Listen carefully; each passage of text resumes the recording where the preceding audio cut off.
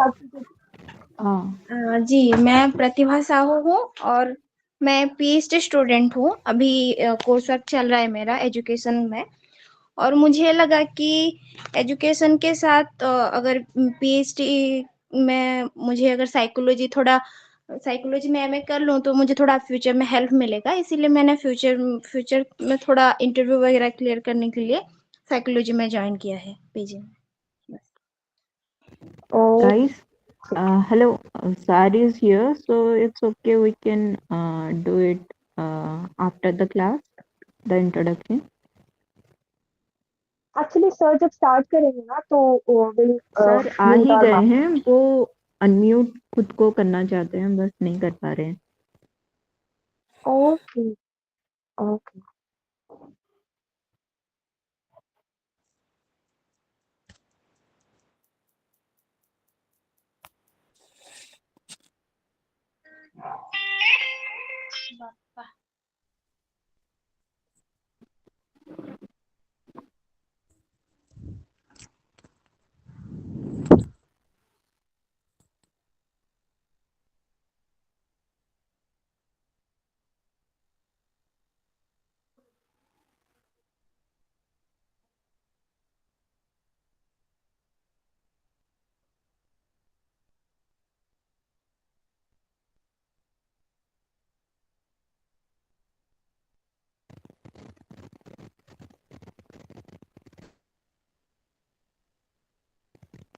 Sir sir sir आपण mute रे अछंती।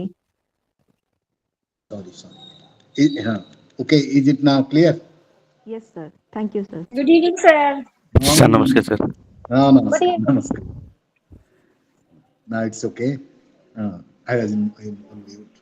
Now, previous class we have discussed. Let me share the material with you.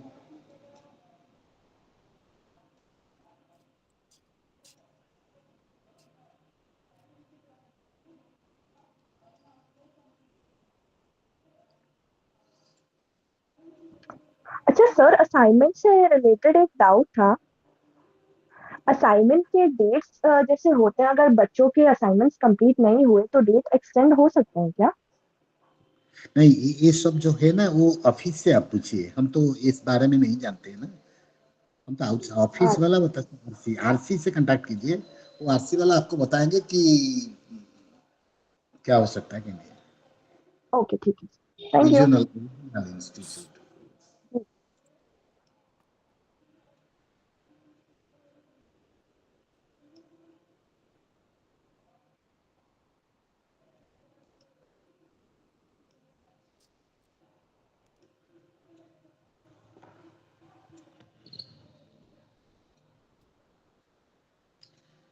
Now, it's now Unit 1, Block 2. Unit 1, Block 2, and the paper is Cognitive Psychology. Is it Block 2 or Block 1? Let me check it again. Sorry. It is again Block 1.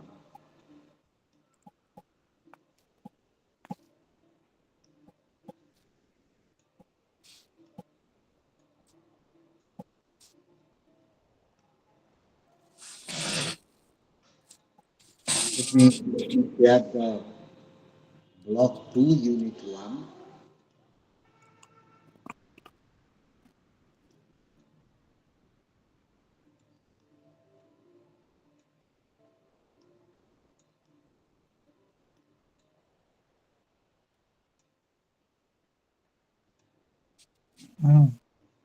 Now, we have on your screen Unit 1, Block 2. Previous class, we have discussed about learning and memory.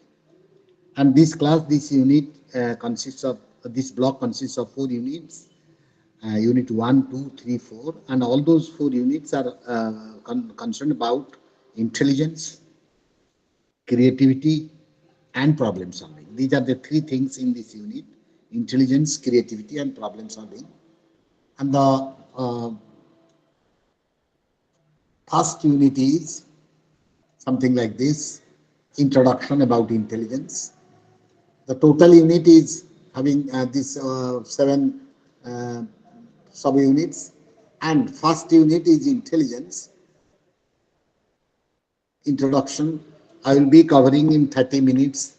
Each unit I will be covering in 30 minutes, and we will discuss about what is most important things in this in these units, so that you can understand what the concept of intelligence, theories of intelligence, measurement of intelligence, models of intelligence. These are the basic ideas about the intelligence in your syllabus.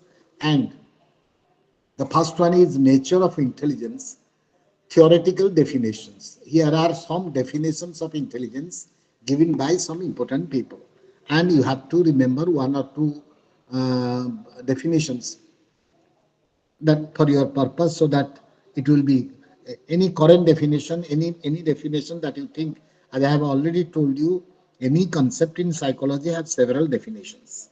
Different psychologists have given their definitions in their way of understanding the things, but some definitions in every chapter are relevant, more relevant to any issue.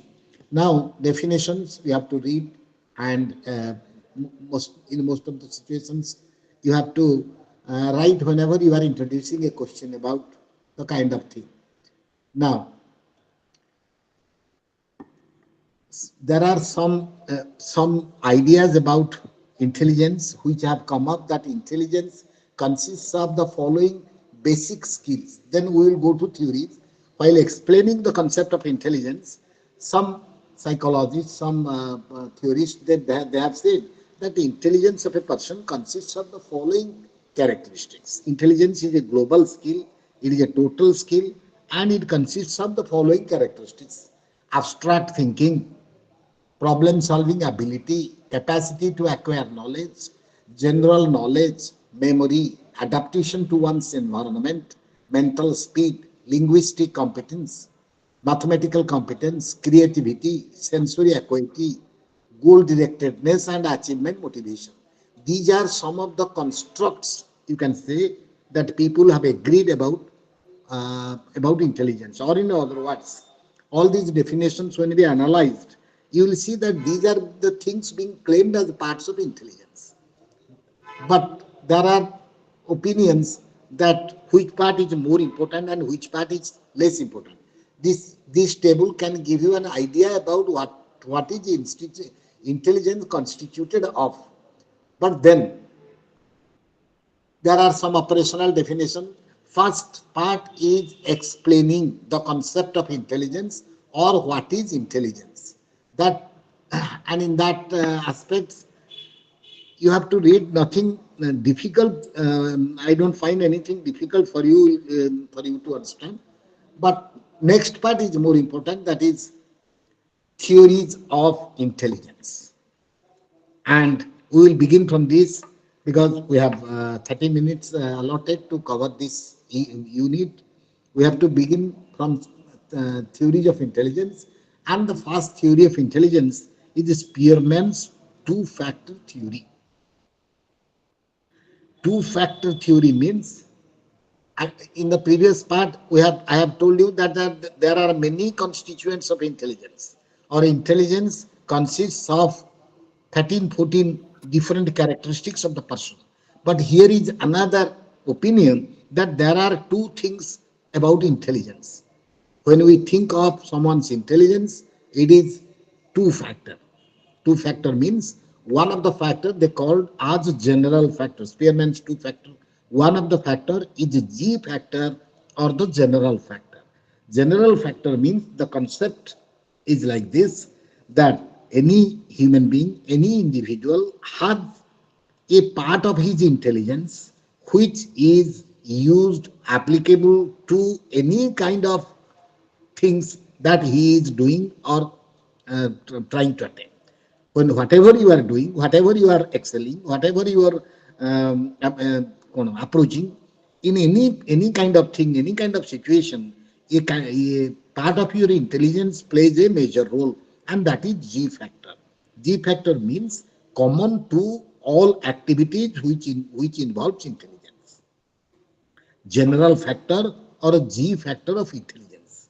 This is a kind of theory which says that G factor is the most important. Now you see, here are some figures which will show you that what is G factor. G factor means it is this part G. It is your intelligence which is involving all your activities. It is, if SA is your kind of activity, supposing this is your mathematical skill, SA, you look the cursor I am showing. SA is your mathematical skill. It consists of special kind of things in you, including the total of G. This is one. And similarly, another situation, another skill, SP, SQ, supposing music and sports. This is also kind of thing. That means this G factor or two factor theory of intelligence pointed out that we have in us intelligence as a major source. And when we apply that intelligence to other any kind of activity, we have some specific talent about that, plus our general intelligence. That means, supposing I am a musician, I have specific intelligence about music, but my general intelligence is at the source. If I have low general intelligence, even if I am having high specific intelligence, I may not be that good a singer or that good a musician. That means general intelligence and specific intelligence taken together constitute. And that is the beginning of the. Now, Spearman said that some of the specific, okay, some of the components that constitute the general intelligence or general intelligence is one and which has certain componential elements, and these are the kinds of componential elements which have constituted the general intelligence. Now you see, this is the further explanation about general intelligence. Earlier he said that general intelligence is a total format that is activating your any kind of behavior. But here you see, this is the larger circle is G, general intelligence, and this is one in activity of the human being. Let us suppose this activity is about music, supposing. And now this music can be a skill, can be intelligently displayed by taking this part of a general intelligence and this part of the special intelligence. That means this activity consists of two, a part of a general and a total of special intelligence. Similarly, this activity constitutes this part of a general intelligence and this part of special intelligence. And there are also certain special abilities which do not also require general intelligence. This kind of model, Spearman's two-factor theory. But basically, there are two factors, G factor and S factor. Any question about this two-factor theory of intelligence? Two factor means general factor, specific factor, and the ultimate version is that any activity which are to be considered as intelligent activity of human beings, those activity are worked out by two parts, one from the general intelligence and other as the specific intelligence for that activity. If I am a good runner, I have some part of my activity coming from my general intelligence and some other part as my special intelligence as for learning skills.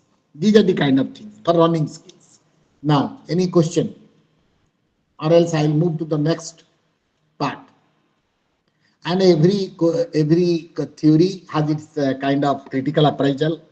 How much or to what a critical appraisal will show you how much and to what extent this theory is accepted or admitted. That is, those are, or you can say that critical appraisal means the positive, negative side of the theory. What the theory says, how much, to what extent is it right, and to what extent it is not acceptable. Or you can say criticisms. And this is one of the questions that you have to face in your two-factor theory of intelligence. Now, it is Thorndike's theory. Another approach to intelligence. I have already told you that intelligence is one of the most difficult concept that has been dealt by psychologists for the last more than 200 years. They have been dealing with this concept. Nothing, it is always, the things are always changing, new things are always coming up. And now, if you go through the theories, you will realize how difficult it was for the psychologists to understand and explain human intelligence. And next is Thorndike's theory. Thorndike's theory, Thorstone's theory, let me just tell. One of the sharpest criticisms of Spearman's two-factor theory was E.L. Thorndike, who believed that the intercorrelations studied by Spearman were too small to test the question of common factor. Now, one approach, whenever someone is proposing a theory about anything, as it has been proposed as a two-factor theory, some statistical analysis were being admitted or were being carried out. And as I have told you previously, one correlation matrix where Spearman's theory is substantiated by how much of a correlation have different specific abilities with a core ability. That was the kind of correlations. But some of the correlations are low, for which Thurston said that with such low correlation, one cannot establish the model that there is the general intelligence and special intelligence, or G factor and S factor. See that this has been studied by Spearman's were too small to test the question of common factor. He objected very strongly to the idea of the existence of a characteristics such as general intelligence. Now, the two-factor theory, as has been proposed by Spearman, is objected by Thorndike, and he said that it cannot be maintained. There is nothing like this. That only there is a general kind of intelligence which is applicable to all kinds of situations. This is not like that. People have intelligence, and people have intelligence for different kinds of things, not a general kind of skill. That was the kind of logic. And he argued that instead of generality of intelligence, communality in the acts of people to perform intelligence needed to be looked into. According to Thorndike, the common element does not reside in the individual, but in the nature of the task themselves. Now, basically, you have to understand that Thurston didn't appreciate the idea of a very, very general intelligence. Any human being has something in common for all kinds of activities. That idea was not being appreciated. And then Thomson's theory. These are all theories. I am not going detail into it because half an hour we have to cover this unit. Thurston's theories. These are all in some way or other. They have partly accepted and partly criticized the two-factor theory of intelligence. Or they have, in other words, you can say these are all two-factor theories of intelligence in different versions. They have their own way to express how Spearman's two-factor theory can be more practical and more better understanding about human intelligence. And then with this past theory,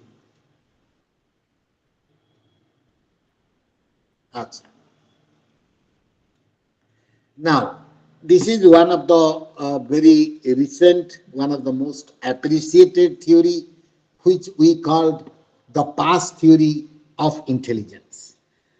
Earlier theories of intelligence were examining the intelligence as a product capacity in the human being. If I say someone is intelligent, then I believe that he has some capacity, he has some ability. But intelligence is also a process that whenever a person is doing any kind of activity, whenever you are in action, you receive something from the environment, and then you process it to your mental cognitive mechanisms. Then you get the output. Intelligence is also not only a product of the human system, it is a process also. Other theories have not emphasized the process approach to intelligence.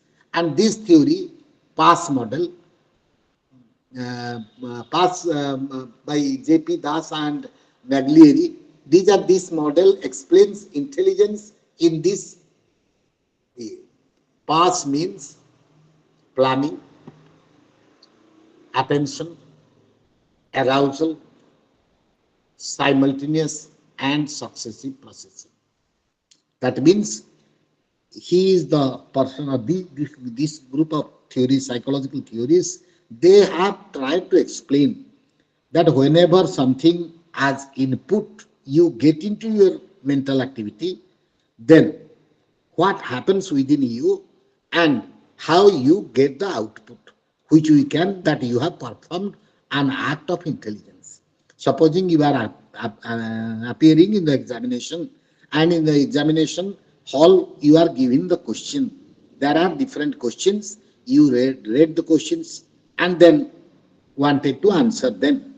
What if you are writing good answers, getting good marks, then it is supposed that you are intelligent.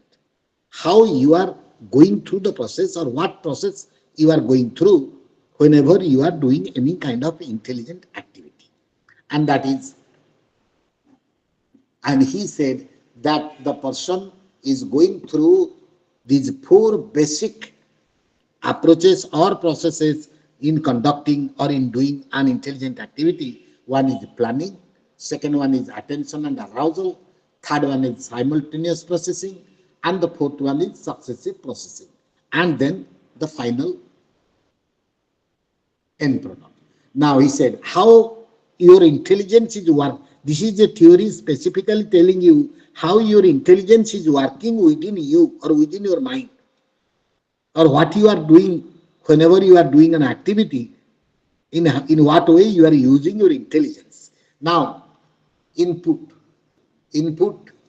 he said that whenever something is given to you as input to behave intelligently, you get those input in two different ways. One, serial ways, and other one is concurrent ways or simultaneous ways. That means if you are memorizing a poem, then it's an activity that you are doing it serially. Stanza 1, stanza 2, like that. It's going on serially. But if you are doing a mathematical problem, you are doing it simultaneously. Your mental work is going on, some different works are going on simultaneously. Therefore, two different kinds of input system are being administered to you whenever you are supposed to do any activity of intelligence. And then when the input gets into your system, it reaches your first functional unit, means your brain in the first part, what it does about. And the first activity that you get into, that you get aroused, you get attended to, attention to that. That means whenever you are doing any kind of activity, or you call it an intelligent activity, then immediately your attention is aroused, or you are aroused for that. That I am, let me do it. And that at that level also your intelligence varies. For same question, if two people are not aroused similarly, their performance will hamper. One who will be better aroused, his performance will be better. One who will be less aroused, less attentive, his performance will be poor. That is the first phase. And then these are the mental abilities already existing in you. They come into play: your memory, your conceptual ability, your understanding of things, and your perceptual ability, how to get into things. These three skills: your perceptual skills, how you understand the question. I am giving you the example in one question in the examination, and whenever you read the question, how do you, how you understood the question. That is important. Two people, they understand the question in maybe in two completely different way. One of them is right and one of them is wrong. That may happen. Then that is your perceptual quality is important. Then comes your conceptual quality. That means relating to that question, how many other things are relevant and other related things you are supposed to examine, you are supposed to understand. And then finally your memory. Memory is also a part. Memory, conceptual skill and perceptual skill, they come into your action. They come into your help to give your action. And those are being carried out in your brain stem. Now, naturally, those are being, this is the model I am explaining because this is an important model and very important question also for you in any examination. If intelligence is a question, from intelligence you get a question, this is a very important question. Now knowledge based, these are the kind of things, memory, conceptual thing and perceptual thing being activated by your brain stem. Or you can ask what part of your brain immediately take action into your intelligent activity. This is your brain stem. And then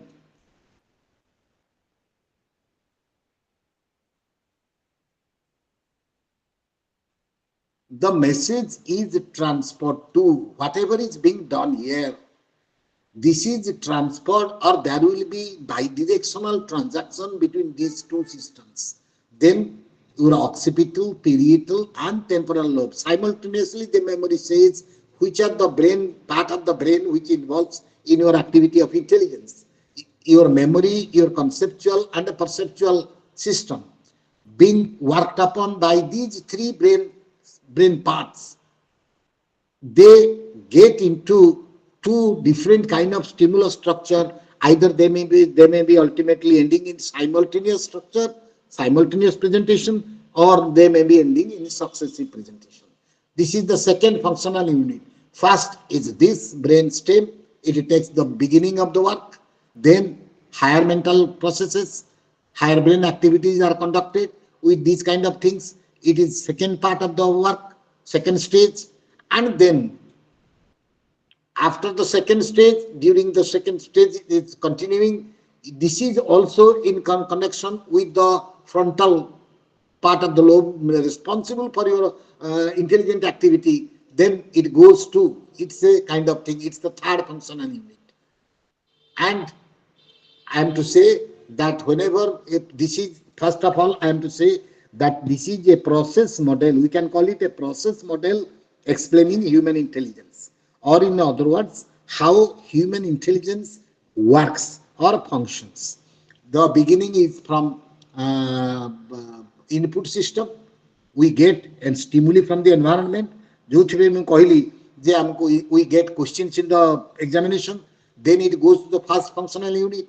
Then it goes to the second functional unit. As you go above and above, more and more higher brain centers are being involved in that. And finally, you go to the final product system, and this is the output system. This is the question. This is your mental processing, all these things, and this is your answer to the question. If all these processings take place adequately and appropriately, then the output will be the best. And this is an activity which is called the pass model. And pass model is very important for your examination point of view. And then other sir things are due. Yes, sir ये diagram को आप एक बार और explain कर दीजिएगा please, मतलब clearly समझ नहीं आया। pass model. Please sir. Your question is pass model or anything else? No sir, it is about pass model. ये जो डायग्राम है इसको आप एक बार और एक्सप्लेन कर दीजिएगा क्या? हाँ, let me explain this. Thank you sir. Now, you see, we are discussing about theories of intelligence. There are several theories which says about intelligence as an unit of human ability. You are intelligent means you have a strong human ability in some part. But this is one of the most important theory which we call the pass model. It explains the process of conducting your intelligence. intelligence that is within you, that is one thing. But whenever it comes for your requirement, for your use, how you are using it, this model explains precisely that part. We call it the process model of intelligence. And sir yes, sir please Hindi में explain कीजिए ना, यहाँ पे बहुत सारे लोगों को English उतने क्लियरली समझ में नहीं आती है, तो आप हिंदी में बोलेंगे तो हम लोग ज्यादा अच्छे से सब समझ पाएंगे, मतलब ज्यादा लोगों को बेनिफिट होगा. no, no, I'm explaining what is the kind of, I'm explaining the past model. Yes sir, आप पास मॉडल समझा रहे हैं ना. I am saying that can you please teach it like in Hindi, because most of us over here are like familiar with the language Hindi. Now, Hindi I cannot teach adequately because this is all conceptual kind of things. Mm-hmm. Hindi is not my zone of confidence. Maximum I Okay, can I can tell it in Oriya. Hindi में हम नहीं समझ concept को हम बोल नहीं सकते. yeah sir, because most of us over here are comfortable in English and in Odia and in Hindi. तो हिंदी जो है ना वो it is like our base language, मतलब most of the people can understand Hindi. So that's why I'm नहीं saying English क्योंकि नहीं, that is माने Hindi is not my comfort zone. कोई बात नहीं सर, कोई बात नहीं, कोई बात नहीं. To teach it in English only. Yes, And then please I can explain it tell in it in Odia Oriya. also, sir. Please explain it in Odia also, sir, because most of us are Odia over here. Huh? I can at some point of time I can tell Odia, but Hindi में वो जो concept हम acquainted नहीं है, हिंदी में बोलने के लिए जो चाहिए हम No acquainted problem. नहीं है. No sir problem, no sir. कोई प्रॉब्लम, बात आप ओडिया में बोल सकते हैं. नहीं. हाँ ठीक एक है. बार then इंग्लिश then, में समझा then, दीजिए सर, और एक बार ओडिया में. then let me explain this thing in Udiya in part. Okay, sir. Now, And after that in English because I don't understand Odia. we are discussing about theories of intelligence. Theories of intelligence ମୁଁ କହିଛି ଯେ ଯେକୌଣସି psychological concept ର theory is not one, many, because the theory, whenever we are dealing with any issue about human beings, ମଣିଷ ବିଷୟରେ ଆମେ ଯେକୌଣସି ଜିନିଷ କଥା ଭାବୁଛୁ, it is always a complex thing. Personality, motivation, learning, memory, thinking, intelligence, ଯାହା କହିଲେ ମଧ୍ୟ when it relates to human beings, it is not a simple phenomenon. ତେଣୁ ସବୁ ଯେତେ କନସେପ୍ଟ ଅଛି ସବୁ ଗୁଡାକ ମଲ୍ଟି ଡିମେନସନାଲି ଏକ୍ସପ୍ଲେନ୍ଡ ବାଇ ଡିଫରେଣ୍ଟ ଥିଓରିଜ. ତମେ ଇମୋସନରେ 5ଟା ଥିଓରି ପାଇବ, ମୋଟିଭେସନରେ 10ଟା ଥିଓରି ପାଇବ, ପର୍ସନାଲିଟିରେ 10ଟା ଥିଓରି ପାଇବ, ସବୁଠି 10 theories. But like other physical sciences, ତମେ ଯଦି କହିବ ଏ ଥିଓରି ଯଦି ଜଣେ କହୁଛି ଆର ଥିଓରିଟା ଭୁଲ କି ନାହିଁ, ସେମିତି କିଛି ନାହିଁ, ଭୁଲ କିଛି ନାହିଁ. ଦେ ଓନ୍ଲି ଶୋ ଡିଫରେଣ୍ଟ ପର୍ସପେକ୍ଟିଭ୍ସ. ଗୋଟେ ଗୋଟେ ଜିନିଷକୁ ଯେହେତୁ କଷ୍ଟ ଏବଂ କମ୍ପ୍ଲେକ୍ସ ଜିନିଷଟେ, ଆମେ ତାକୁ ଜାଣିବା ପାଇଁ ହେଲେ ଡିଫରେଣ୍ଟ ପର୍ସପେକ୍ଟିଭରୁ ଆମକୁ ତାକୁ ଜଜମେଣ୍ଟ କରିବାକୁ ପଡ଼ିବ. ଏବଂ ଦିଜ୍ ଥିଓରିଜ ଆର୍ ଡିଫରେଣ୍ଟ ପର୍ସପେକ୍ଟିଭ୍ସ ଏବାଉଟ୍, ଆମେ ଯେତେବେଳେ ଇଣ୍ଟେଲିଜେନ୍ସ କଥା କହୁଛୁ ସେତେବେଳେ ଆମେ ବିଭିନ୍ନ ଲୋକ କହିବା ଜିନିଷ ହେଲା ଅଲଗା ଅଲଗା ପର୍ସପେକ୍ଟିଭ, କିଏ କୋଉ ଦିଗରୁ କହୁଛି. Usually whenever I give this example to student, ମୁଁ ତାଙ୍କୁ ସେମାନଙ୍କୁ ଗୋଟେ ଷ୍ଟୋରିର ଇଏ ଦିଏ, 6 blind students and the elephant story. 6 ଜଣ ବ୍ଲାଇଣ୍ଡ ଷ୍ଟୁଡେଣ୍ଟ, ସେମାନେ ଚାହିଁଲେ ଟୁ ଏକ୍ସପିରିଏନ୍ସ ହ୍ୱାଟ ଇଜ ଆନ୍ ଏଲିଫ୍ୟାଣ୍ଟ. ତାପରେ ଟିଚର ତାଙ୍କୁ ନେଇକରି ଗଲେ with a seven student who is also blind. ସେ 6 ଜଣ ପ୍ଲସ୍ ଆଉ ଜଣଙ୍କୁ ନେଇକରି ଗଲେ ସେ ବ୍ଲାଇଣ୍ଡ ଏକ୍ସପିରିଏନ୍ସ କରାଇବା ପାଇଁ, ଏଲିଫ୍ୟାଣ୍ଟ ଏକ୍ସପିରିଏନ୍ସ କରିବା ପାଇଁ. ସେମାନେ ଗଲେ, ଜଣେ ଯାଇକରି वन हु कट सर होल्ड. प्लीज उड़िया हमें बिल्कुल नहीं समझ में आ रही है sir, please. Sorry sir, Odia बिल्कुल नहीं समझ. Be comfortable. Let me just okay simplify the language only because okay I cannot. I am not that. माने ओके पढ़ाने के लिए हम. Okay Yes, sir, you are explaining very well in the English. It is या not that much difficult to Now, understand the thing. So you can हाँ, explain only now, in now English. I'm. It's okay, sir. It's हाँ, okay. It's Very good. Okay हाँ, okay. it's okay. Let me tell these things also in English. Yes. Now, supposing what psychology, as you know, it deals with human beings, and nothing else is more complicated, more complex than human mind. That you know, human mind is the most complicated, most powerful, anything that you can take about that. Now, I told you the story of the blind students and the elephant. 6 blind students wanted and requested their teacher to know, to experience what an elephant is. And what the teacher did, he took all these 6 students and another student who is also blind, took all of them to an elephant and asked them to experience whatever they like. Someone caught hold of the leg of the elephant and enjoyed the experiencing elephant. Someone caught hold of the ear, someone caught hold of the tail, like that. And after that, the teacher asked each student what an elephant is like. The person who caught hold of the leg, he said that the elephant is like a very big pillar. The other person who caught hold of the ear, he said that the elephant is like a very big fan. The one who caught hold of the tail, he said that elephant is like a very big rope. And after all these 6 students said about their experience, the teacher asked the seventh blind student, how is an elephant? And now the seventh blind student tell everything about elephant. That elephant is a very huge animal having a pillar like leg. And that is what is psychology and its theories. And that is where you are the seventh blind person to understand different kinds of things. And this model, whenever you are thinking about intelligence, we are discussing about intelligence. Whenever we are, and two-factor theory of intelligence says the intelligence has two parts, or any intelligence, one general part and the other is special part. In general part, you can take, there are many other concepts like crystallized intelligence and a fluid intelligence. There is one two-factor theory which says that we have some fluid or material. By the time we are born, ଆମେ କିଛି ଜିନିଷ ଆଣିକିରି ଆସିଛୁ, and those materials, those fluid, we use gradually to create into new system of intelligence. You can also now take it as your hardware system and your software system in the computer. Computer is also an artificial intelligence system. What is there originally when you bring your computer? It was a hardware system having some empowerment, but those empowerments can be manifested only when software programs are inducted into that computer. It's a hardware, is the original basis. ଯେମିତି ଗୋଟେ କୁମ୍ଭାର ତାର ମାଟି ଆଣିକି ରଖୁଛି, that is the basis. ତାପରେ ସେ ବିଭିନ୍ନ ଜିନିଷ ତିଆରି କରୁଛି ତା ଦେହରୁ. All other things are manifestations of things. ତେଣୁ that is what is two-factor theory of intelligence. But subsequently, many other theories have developed over this.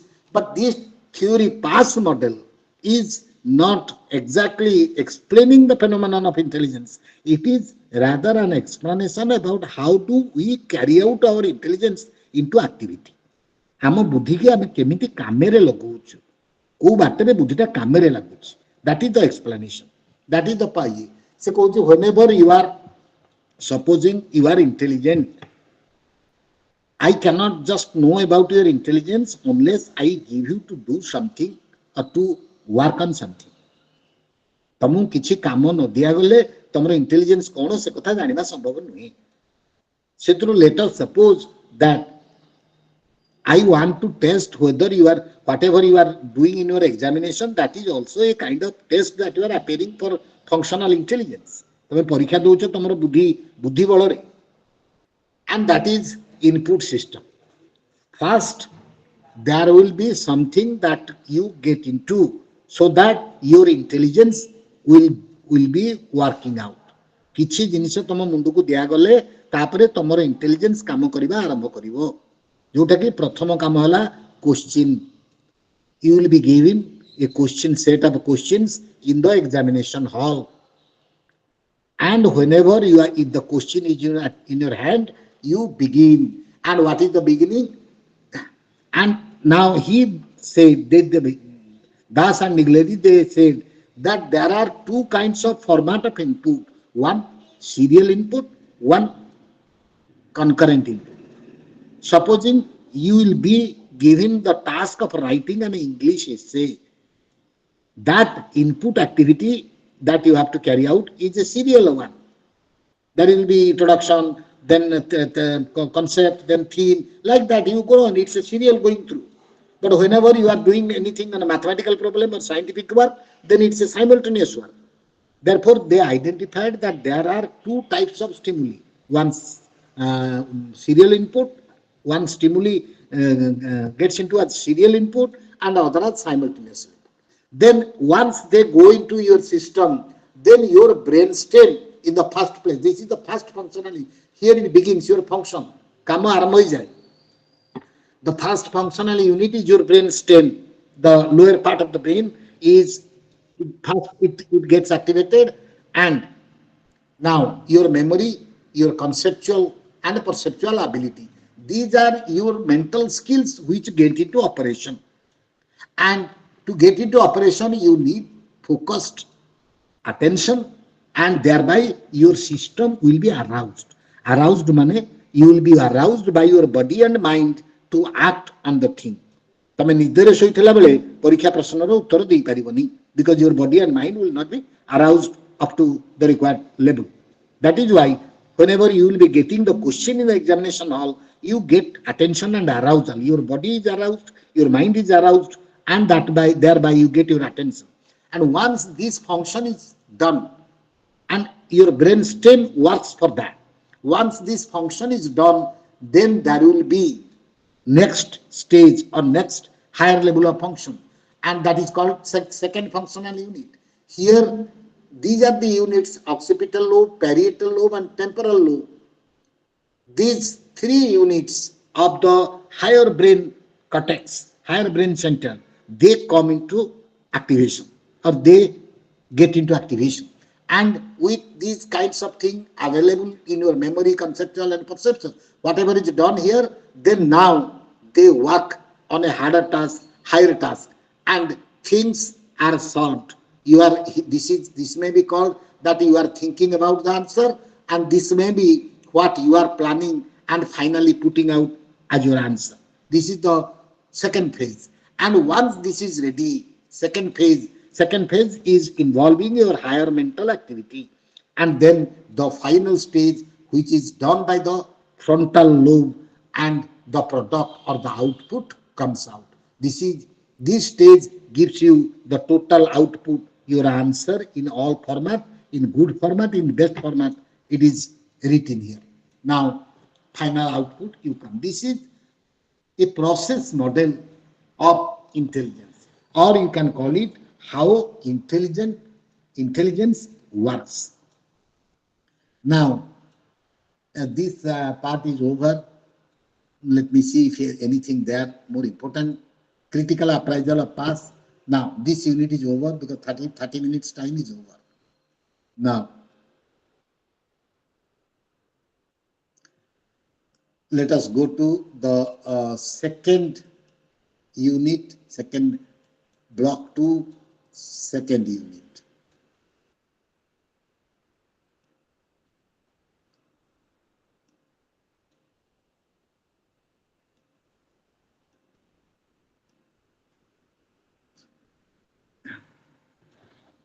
Now, this is on your screen, the second unit of block 2, that is multiple theories of intelligence, Guilford, Gardner, and Sternberg.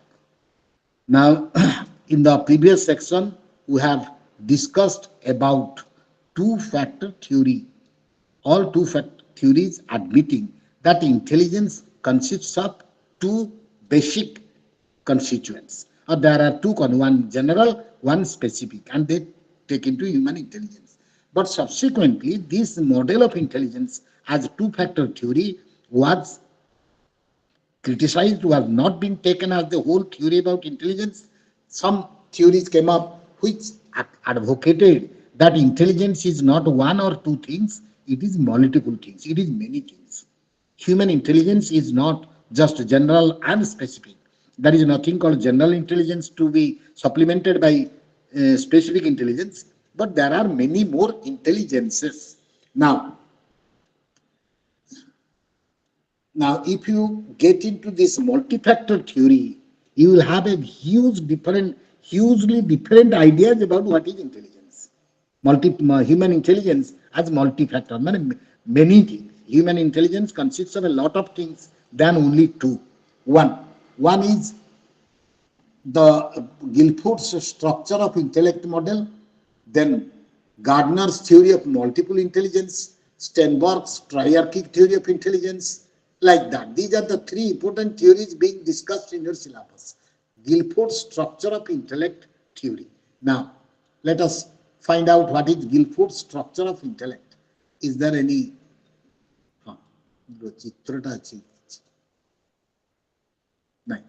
Now,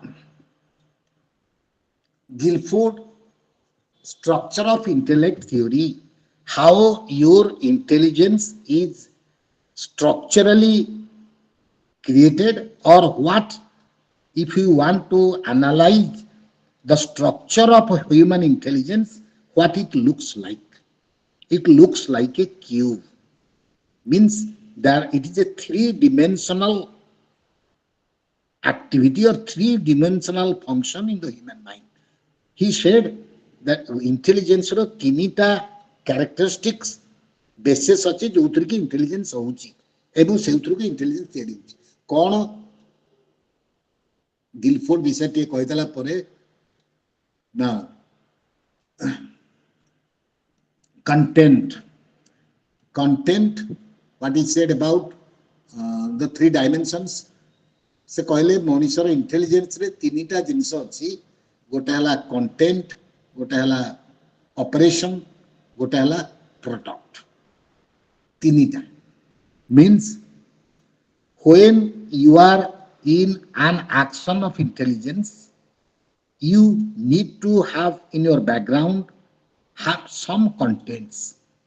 Your intelligent behavior or intelligent activity can begin with only some contents. Unless you have those contents within you, तमे जदि history पाठ पढ़ी ना हो, you cannot be able to write in the examination, in the history examination, because those are your content. तमे केमिति परीक्षा रे लिखिबो कोन करिवो. If we let us take, I am supposing that writing in the examination hall is also an important intelligent activity. Whatever you will write, basically you must have to have some content about that. And he said that whenever we are acting on our intelligence, we have the contents from sources like this. Some visual content means in our system, in our brain, we have some content which have ame kichi visual ama mana bhitere achi. Supposing about history, some visual is there. If we have something that is visual content, then auditory content, something that you have heard, something that you have heard from different people, any issue, something, and then some symbolic content. Supposing it is mathematics, then we know what is plus, what is minus, what is sigma, what is that, some symbolic content. And then some semantic content. Semantic means some content as having some meaning for us, that this is what is the meaning. Supposing a circle is something round having these and these properties, that is the semantic content. And then some behavioral content means how we act upon those kind of things. Do you get idea about the contents? Whenever you will be involved in an intelligent activity, these in the background of it, first of all, you need some contents to work out. A 5-year-old child is not able to do as much in the examination as you are doing because you are different from him or her in your content. तम पाखरे अधिका content अच्छी ता पाखरे कम content अच्छी तेणु content is also a source of one's display of intelligence जहाँ पाखरे जो विषय अधिका कंटेंट थी से कंटेंट अनुसार तार intelligent behaviour will be better and that is what is the content part and then operation you have content but unless you know how to work on it, unless you have the ideas of working on the contents, you have the methods to work on the content, you cannot have an intelligent activities. तमे सब जिनिस जानी थिले मध्य जदि परीक्षा रे केमिति answer लेखा जीवो से स्किल रे तमे एडिक्वेट नुहे ତାହେଲେ ତମର ଆନ୍ସର ଆଡୁ ସାଡୁ ହେଇଯିବ, you will not be getting. That is what is operation. How to write an answer, that is an operation. And those operations are, there are these kinds of operation: cognition, your mental thinking, cognitive ways of answering, your memory, your divergent production, how taking one thing, how many different ways you can produce, how many different ways you can use the same word, like that. That is your divergent production. That you grow as your intelligence activity. And then finally, convergent production. How you can, supposing you are given to write an essay, a small thing, write an essay about whatever may be the topic. You need to have your divergent production ability. If your divergent production is limited, you cannot be very successful in writing an essay. And writing an essay is also an intelligent activity. Similarly, also convergent production. Supposing you are given to write a summary of 5 pages. There are 5 pages material, and you are given the task of writing it in half a page. Then that is a convergent production. And if you don't have convergent production, you will not be successful in your writing a precis, what you say. And that is also a kind of intelligent activity. And finally, evaluation. Whenever you are writing, and I am giving this as an example of intelligent activity, whenever you are writing, you must have to have an evaluation in your mind. This is that I am writing my best. If you are not giving out your best and you are not able to judge, you are going on writing whatever you are doing, then you are not doing an intelligent activity. Whenever you are doing some activity, at the same time also you are judging by yourself. Yes, this is what I am doing and right. This is what is the operations. There are contents like 1, 2, 3, 4, 5. 1, 2, 3, 4, 5 contents. And then 1, 2, 3, 4, 5 operations. And then products. And the intelligence finally give you some kind of products to keep with you for your reference, future use, and that. And that is units, class, relations, systems, transformations, implications of knowledge. These are the products or outputs. As you grow up in your education, you gradually grow up with intelligent products. In your brain, in your system, you keep many more things as output or a product which you have learned from your throughout your life, or your experiences are your products. And whenever you are dealing with something, those products are also useful for your activity.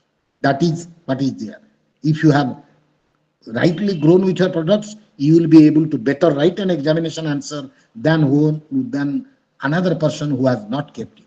And like if you say, he said that intelligence 5 into 5, 1, 2, 3, 4, 5, 6.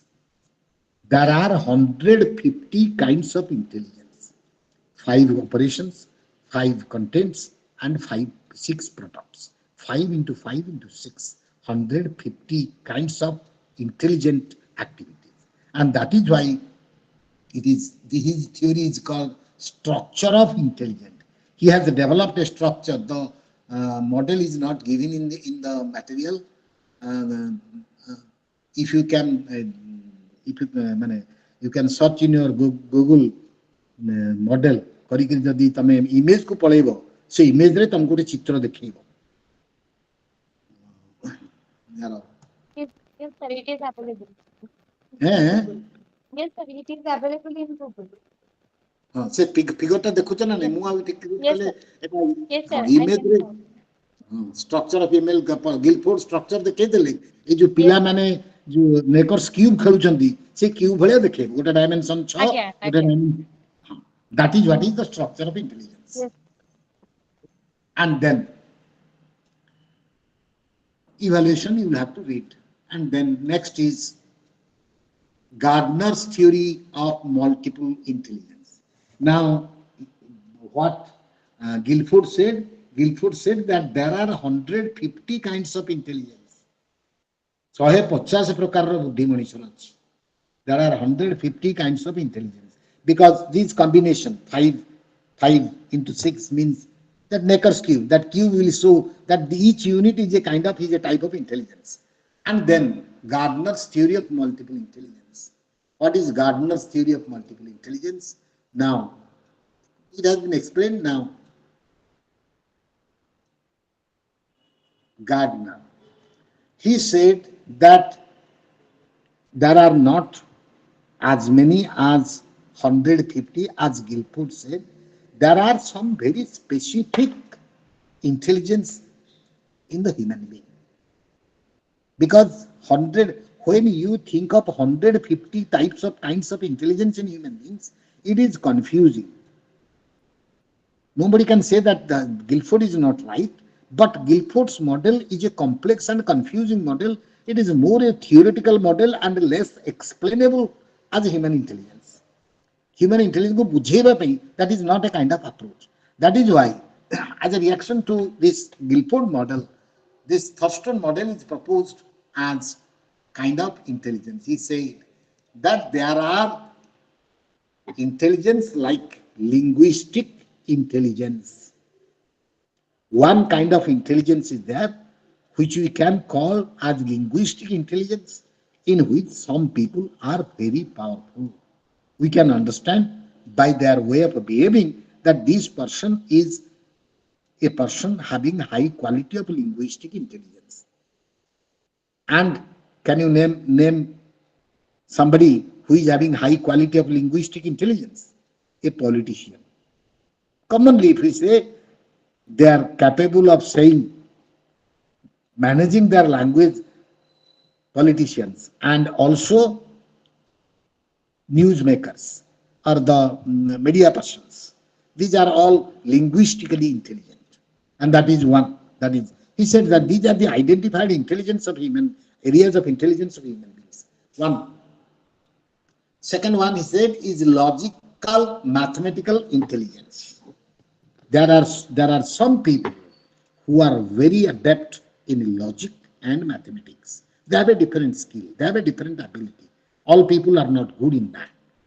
And those intelligence are called logico-mathematical intelligence, which make the people scientists, mathematicians, researchers. These are the people who are good in logico-mathematical intelligence. And that is another type of intelligence. And then musical intelligence. There are some people who are very adept, very high quality. They are able to sing and produce music, and that is also another kinds of intelligence. He recognized this as a special kind of as a kind of intelligence in any person. Musical intelligence. Your musicians, your singers, your composers, they are all musical talents, and they are musical intelligence. That is another kinds of intelligence. Thurston has cleanly outlined intelligence into different types. Body kinetic intelligence. Body kinetic intelligence means someone is smart in the body and someone is smart in the body movement. Who are they? They are sports professionals. Sporting is a kind of intelligence because we can call them as having body kinetic, having strong body kinetic intelligence. This is another type of group of intelligent people. Now, spatial intelligence.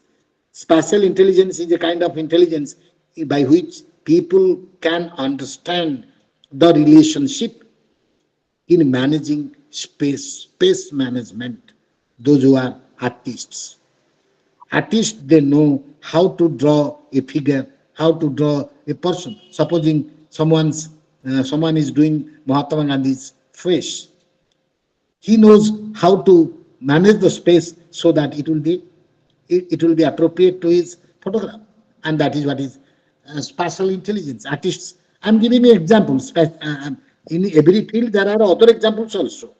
It is not that body kinetic intelligence is only sportsman.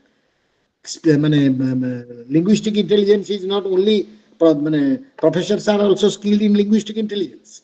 But I'm giving you one example in each field. And then spatial intelligence is a artist. Then interpersonal intelligence. Interpersonal intelligence is a kind of intelligence in which people have the skill to manage a relationship with others. Executives, administrators, politicians, those who have the capacity, better capacity to become, to manage people, to be good with people. That is what is interpersonal intelligence, interpersonal skill. Even if a family is running well, it is an interpersonal skill. Family skill, that is also interpersonal skill, intelligent. An intelligent person can manage his or her family better than an unintelligent person with interpersonal skill or interpersonal intelligence. And then intrapersonal intelligence. Intrapersonal means beyond me, beyond my world, beyond things around us. That is Swami Vivekananda, Mother Teresa, those who are thinking and intelligence and something beyond the context of life. Intra, within him. Intra means within myself. I know who I am. I understand. A person who understands himself best, he's more having more intrapersonal intelligence. You know what you are, you know your limitations, you know your strengths, you know things about you, and you rise above. Then you are intrapersonally intelligent. And finally, the eighth one is naturalistic intelligence. Naturalistic intelligence means one who understands the nature. The Supposing the person who is hunting, the hunter, he can understand where the animal is available, where he can search the animal. A person who understands the creativity of the nature by another strength of life is naturalistic intelligent, naturally intelligent, intelligence to understand the nature. One who understands how tiger breeds, how tiger calls for mating, all those things. Some people are there who understand them better. A biologist is also a person having more naturalistic intelligence. Now,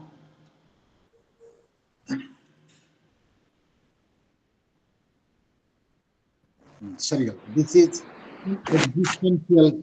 The ninth one is existential intelligence.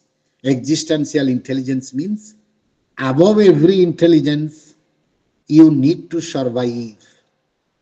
You need to manage your life. You may be a politician, you may be a sports person, you may be a professor, you may be anything else.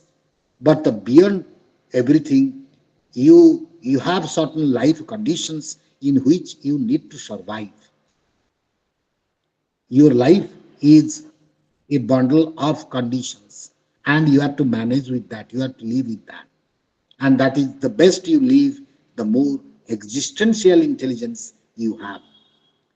If you have become a very successful sports person, but you have some difficulty in your family life, you are not able to manage your family life, then you have less of existential intelligence, and that is what is the kind of thing.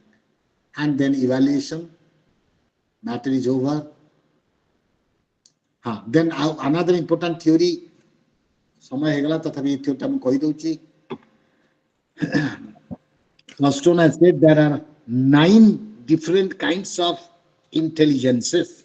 That is why it is called multiple theory of intelligence. That means there are many kinds of intelligences.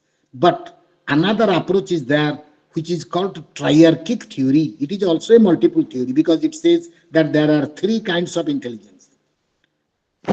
Thorstone has made specific intelligent made about specific intelligences. But here he has made some generalized categories of intelligence. Now, what are those general categories of intelligence? Sternberg triarchic theory. Triarchic means tini. Se कहले intelligence तीनिटा जिनस, तीनटा प्रकार intelligence. एवं ताको से ये कहले 1. Experiential intelligence, contextual intelligence,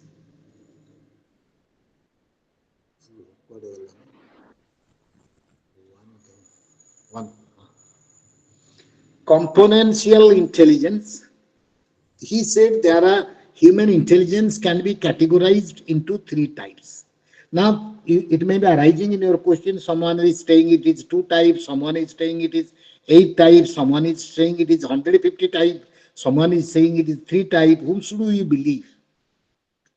Same intelligence, but people are saying, psychologists are saying in different ways. Two, two, 8, 150, 3. Which one is right? 4, like that. Now, the answer is it's nothing, nothing is right. The intelligence is right when given in all these perspectives. These are the total perspective of intelligence. Thurston is right when he says linguistic intelligence, because he identifies one part of human intelligence. Here, this person is identifying three types of intelligence. One, componential intelligence or analytical facets of intelligence. All aspects of intelligence, as said by other people, he categorized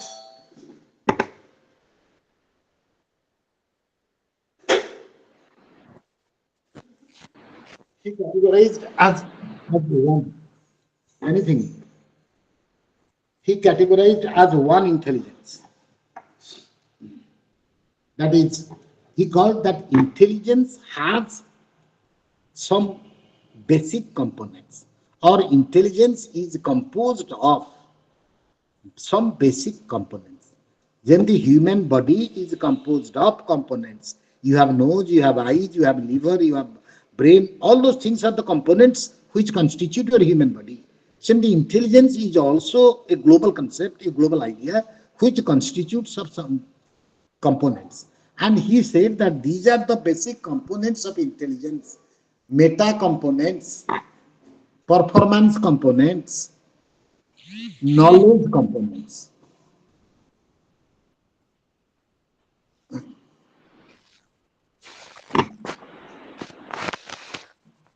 Anything, anyone? No. Three components, he said: meta components, control, monitor, and then performance components, and then knowledge acquisition components. You will read, you will understand. What are the three components of intelligence as per this triarchy theory? These are the three components. And then Sir, experiential or creative facets of intelligence. sir, all this, Intelligence, sir, yes. sir, all this intelligence are inbuilt from by birth or after it's changes after environmental changes, Huh, environmental change. now, I'm coming exactly to that point. These components are, as it is said, componential components. These are being built in you. There are some inheritance, there are some basic, you can say that these are some hardware systems in you, and gradually those get into updated by your experiential intelligence. As you grow up, he has identified that as another component called experiential or creative intelligence. That means any person has something being endowed with him by birth as his intelligence capacities. You have born with certain capacities of your intelligence, and that is your basic endowment of intelligence. But as you grow up, it is not that everybody having the same capacity will grow up into the same intelligent person. They will also vary. Someone will be more intelligent having the same endowed capacity. If there are supposing twins, co-ed twins, they are same genetic characteristics, but they are not going to be 100% alike with respect to their intelligence and activities. That is why experiential intelligence is also another important part which he has identified. Intelligence comes through or grows through your experiences, or you can call it the creative facet. As you examine, as you create, it just not growth by just a natural process. It grows by your effort to create more and more into your system. Same intelligent person, if someone is not being interested in study, he will have low intelligence than the other person. That is what is experiential intelligence. And another important aspect, these can be called as triarchic theory in the sense. Another important aspect is contextual or practical facet. You may be intelligent. You may claim that I have very good understanding about human psychology. I have read a lot of books on human psychology. But whenever you are making your own relation with the people, you are failing in your family. Means that intelligence, environmental intelligence, the part of the thing that you have grown is not contextually appropriate. You have read 6 months before the examination, but when the examination come and you have to write the answer, that is the test where your intelligence is to be put into test, and that is contextual. That a person may be having good and high level of intelligence, but to what extent is it transferable to context? To what extent it can be applied to situation is also another type of intelligence, is also a category of intelligence. Do you get my point? These are the three things. Experiential, first thing is componential, means largely what we get into our system as working units for intelligence. Second, experiential, how do we try to improve on them by providing experiences to them, or how we allow them to grow actually, which varies with people. Some people, they have better experiences of life to grow up more intelligent, while some people, they have limited experiences of life and their intelligence is not that grown, although initially they have the same capacity, same genetics. And then finally, contextual, even if I grow, to what extent I am capable of applying it to my life conditions, my life situations when I actually need it. That is what is the theory. And with this theory, your second unit is over. Let me go to the third unit.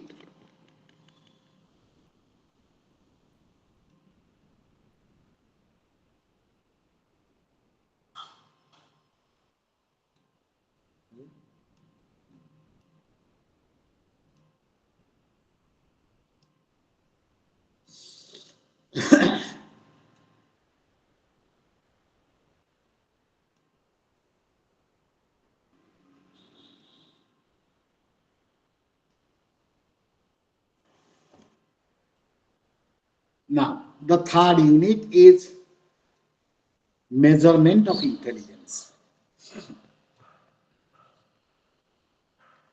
That is, by this time, we have understood what is intelligence, what are different theories of intelligence, what are different components of intelligence, types of intelligence, some theoretical ideas we have. Now the question is, whenever we are discussing about such an important thing of human life, even human being, then can it be measured? Can we measure and say this person is more intelligent than the other person? Now the perspective is that when we want to measure the intelligence, we are supposed to measure something in global. But intelligence has been explained in many different ways as constituting many things. Therefore, it is always a difficult proposition to measure anybody's intelligence. Supposing someone is intelligent, experiential intelligence is more, and we may measure his constructual intelligence, then we are doing a wrong thing. Then that is why the measurement has become a difficult issue. And all these years, more than 150 years, psychologists have been trying and trying to measure human intelligence. We just cannot say that they are all very successful. If the process is continuing, we are still making new ways, new approaches to understand human intelligence. But there are certain basic skills, basic measurements, which were originally based on the idea of the theories of multiple intelligences and even bifactor intelligences. There are certain kinds of theories. Now, theoretical backgrounds of measurement of intelligence. G factor theory. Now, whenever you want to measure something, you must have an idea about what it is. If you don't have an exact idea about what it is, then you will not be able to measure the theories appropriately. Please, 1 minute.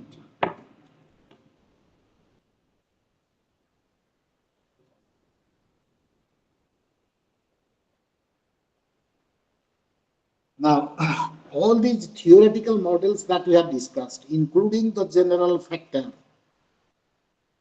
Thurston's primary mental abilities, Guilford model, Gardner's theory of multiple intelligence, Steinberg, Vernon's, all those theories are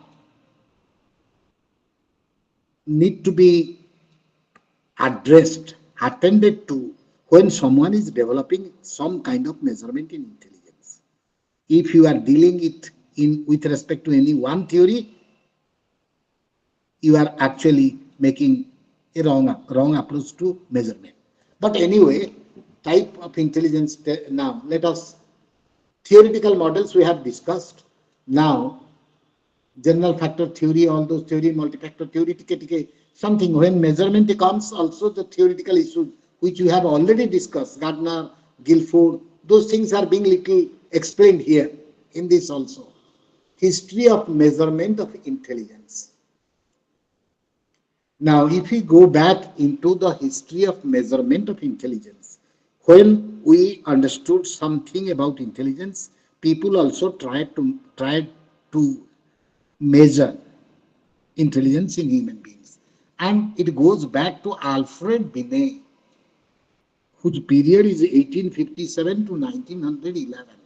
During those times, he made the initial attempts, or one can say the first attempt to measure intelligence. And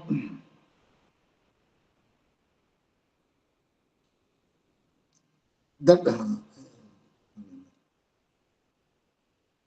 designed to measure the individual differences on the request of French government due to need for a reliable diagnostic system to identify children with mental retardation. You see how intelligence measurement movement has started. What was the objective to develop measurement system? It was the French government who wanted to identify children with mental retardation to help them in some special way. Therefore, they you know, requested Alfred Binet and a team, Binet Simon, to think of something so that a mentally retarded child can be identified. And mentally retarded means mental retardation concept relates to intelligence. If someone is low in intelligence, he is said to be mentally retarded during those times. Now it is being renamed as mentally challenged. No more we are using this derogatory term as mentally retarded, but mentally challenged. And therefore, this French psychologist was there, and to make the scale, they have tried to develop the first intelligence scale, and they have identified certain areas of intelligent activity of children. If a child is intelligent, he or she is likely to understand things what is being communicated. He or she is likely to understand the mathematical concepts easily. He or she is likely to make good verbal communications. That means some of the abilities which are being reflected by children as having good intelligence is taken as a criteria for measurement of intelligence. That is on the basis of external behavior manifested by student, intelligence measurement were developed. And the first is Binet Simon, Stanford Binet, because it was Stanford University, then a test was developed. All details of the test are given, how many items are there, what they did, what they found, and finally, how they developed the concept of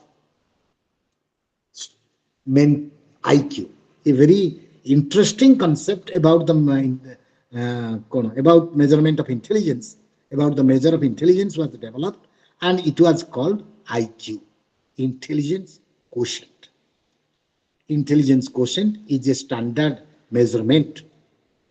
And what is that intelligence quotient?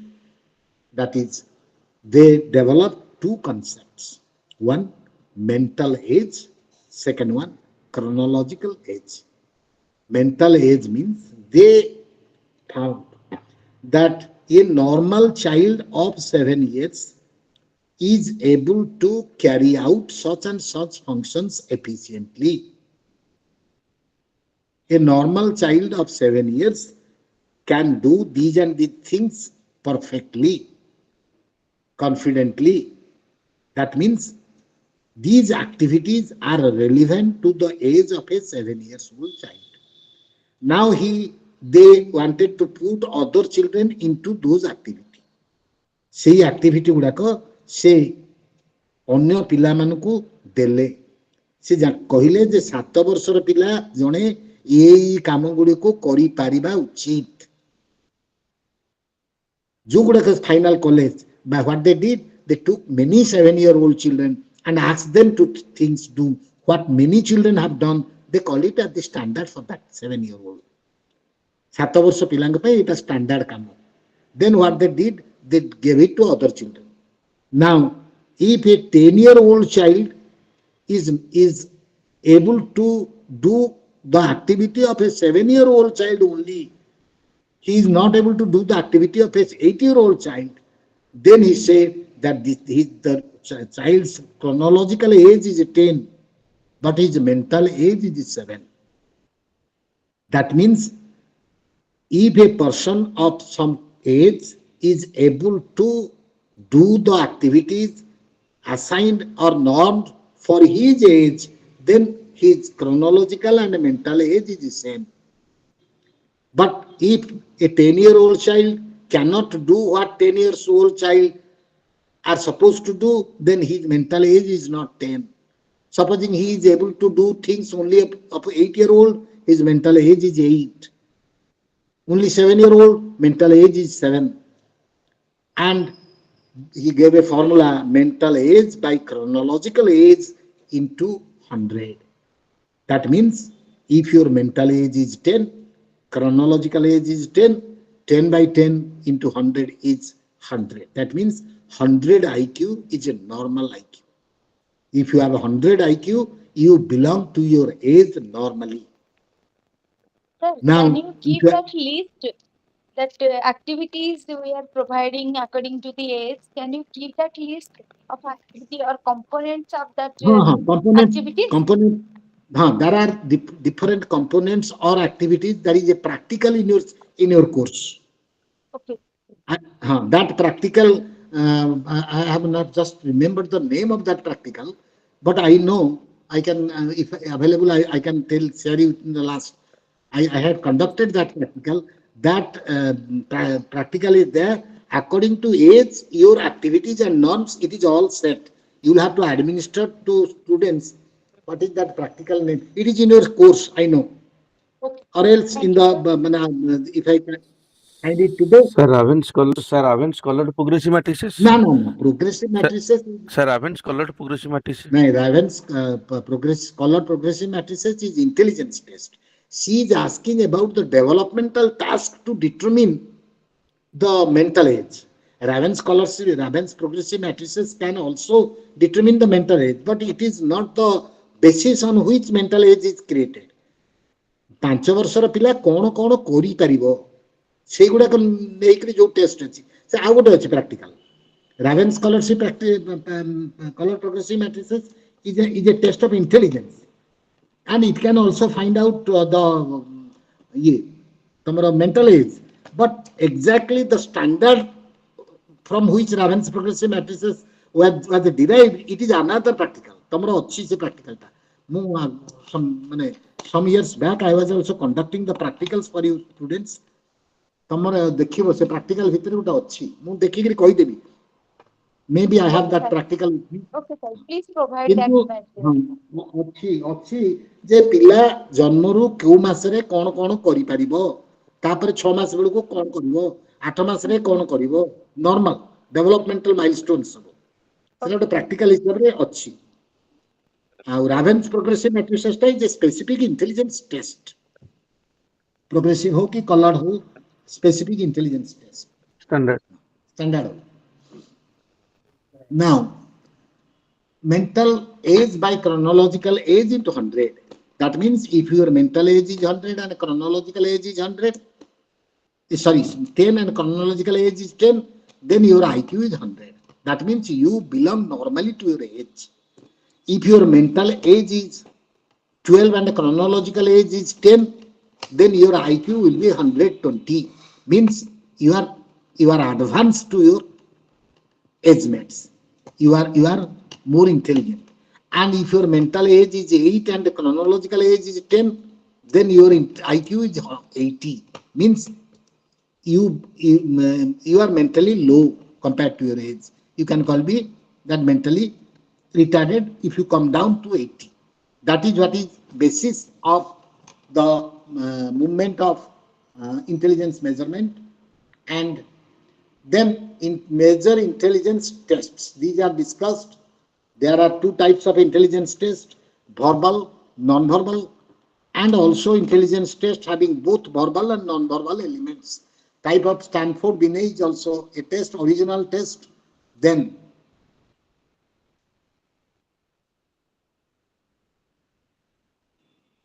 fluid intelligence test measurement, another intelligence test is there.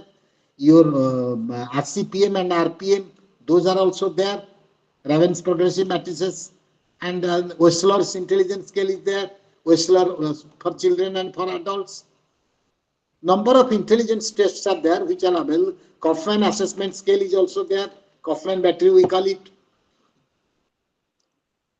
You can get it from your any source. There are books, internet. You can also, if you want supposing to get Kaufman, you can get it from internet. You can get RCPM and RPM. You can purchase those kind of things.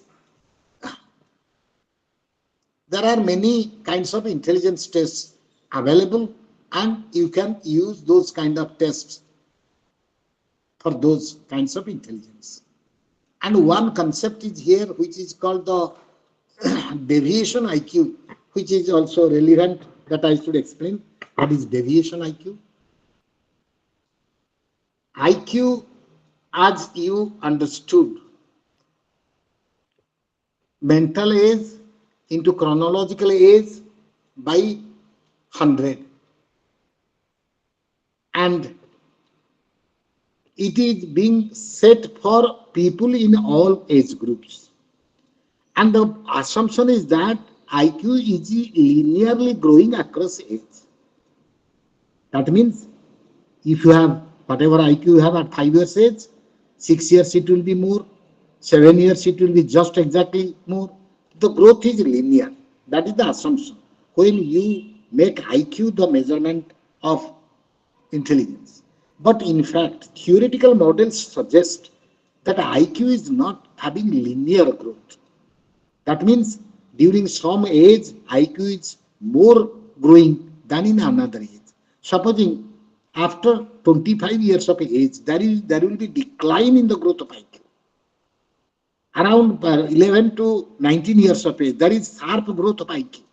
At different stages of life, IQ growth is different. And therefore, we cannot fix a scale which is based on a linear model. That is why an IQ parameter is suggested which is called deviation IQ. Means you can calculate the IQs of somebody, and then by using the deviation parameters, you can rectify, you can correct the IQ of a person. Supposing a person at 45 years of age, you found the IQ as 90. But 45 years of age, chronological age, IQ growth is relatively low. The standard is relatively low. There you can grow for this deviation IQ in order to get get the exact measurement of IQ. These are some of the things that we have completed about Unit 3, and now it is final Unit 4. ବର୍ତ୍ତମାନ ପର୍ଯ୍ୟନ୍ତ କ'ଣ ଆଉ କାହାର କିଛି ପଚାରିବାର ଯଦି ଅଛି 2-3 minutes let us କିଛି ପଚାରିବାର ଅଛି କି କାହାର? ତାହେଲେ ମୁଁ 4 କୁ ଯାଉଛି. Excuse me, sir. Yes. Sir, a little bit elaboration on this deviation growth which you just told right now. Deviation IQ. Yes. Deviation IQ. Deviation IQ means when you are developing any test of IQ measurement, you believe that IQ development is regular and consistent in nature. That means if you have 60 level in age 7, then it will be 65 in class 8, then it will be 70 in class 9. The growth is very regular. On the basis of that, the basic IQ concept is developed. Age and against mental age. Chronological age against mental. Chronological age is a linear scale. 8 ବର୍ଷର ପିଲାଠୁ 9 ବର୍ଷର ପିଲା ଯେତିକି ବଡ଼, 9 ବର୍ଷର ପିଲାଠୁ 10 ବର୍ଷର ପିଲା ସେତିକି ବଡ଼, ସମାନ time range this is same. The growth is linear, but IQ development is not that linear across the age. ଗୋଟେ 16 ବର୍ଷର ପିଲାର mental development ଯେତିକି ହବ, ଗୋଟେ 25 ବର୍ଷର ପିଲାର IQ development ସେୟା ନୁହେଁ, intelligence development ସେୟା ନୁହେଁ, କମିବ ବଢିବ ଏମିତି ସବୁ ଚାଲୁଛି. ତେଣୁ ଆମେ ଯଦି ଗୋଟେ ଫିକ୍ସ କରିଦେଲୁ ତାକୁ mathematical model ରେ, then it will supposed to give us wrong information. ସେଥିପାଇଁ depending on chronological age, that is a method for correcting the IQ. Supposing ଗୋଟେ 45 ବର୍ଷର ଲୋକ ଆମେ ଗୋଟେ ଟେଷ୍ଟ ଦେଲୁ, ତାର ଯାହା mental age ବାହାରିଲା ତାକୁ chronological age ରେ ହରି ଦେଇକିରି ଆମେ IQ ବାହାର କରିଦେଲୁ. କିନ୍ତୁ 45 ବର୍ଷ ତାର 30 ବର୍ଷ ପରଠୁ mental age ବଢିବାଟା କମି ଆସିଲେ, ସ୍ଲୋ ହେଇଗଲାଣି. ତେଣୁ ସେଇ ଯୋଉ ମେଜରମେଣ୍ଟଟା ଦେଲା, that is a wrong interpretation of mathematical. ଦିଟା mathematical ଯେତେବେଳେ ଆମେ ଦିଟାକୁ ରେସିଓରେ ନଉଛୁ, ସେ ଦିଟା ଯାକ ସମାନ ସ୍କେଲରେ ରହିବା ଦରକାର. ବୁଝିପାରୁଛ ନା ନାହିଁ? ଆମେ ମନେକର ହରିବୁ, ଉପରେ ଫିଟ୍ ତଳେ KG, can you divide that? When two items are in different scale, we have to convert them into similar scale. That is why deviation IQ is proposed to correct someone's IQ as per his or her age. Hello?